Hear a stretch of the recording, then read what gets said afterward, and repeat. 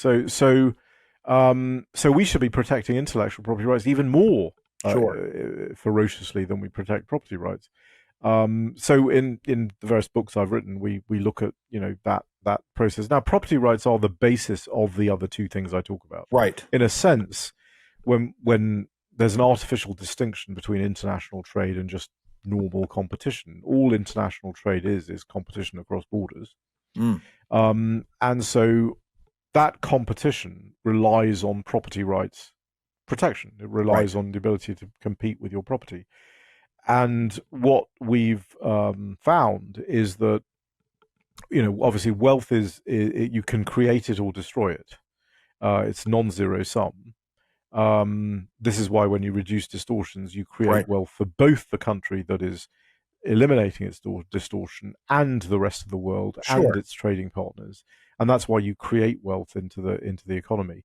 Wealth is very easy to destroy and very difficult to create. But we also ask ourselves, and I think this is often misunderstood, what is the wealth that I'm talking about? When I talk about wealth creation, what am I Sure. actually talking about? Many people think, well, you're talking about money and so forth. Money is just a measurement. Wealth creation, wealth is the realization of ideas, Yes. and it's how quickly you go from idea generation to idea crystallization, and we measure it with money. And obviously, if you increase your GDP per capita, you're basically saying that we are creating wealth. And competition is the most powerful force we've ever had, we've ever known to do that.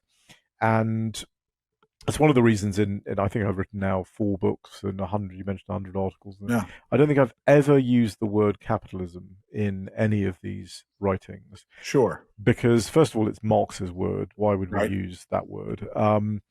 People who have capital are the oppressors. People who don't have capital are the oppressed. That's the Marxist dialectic.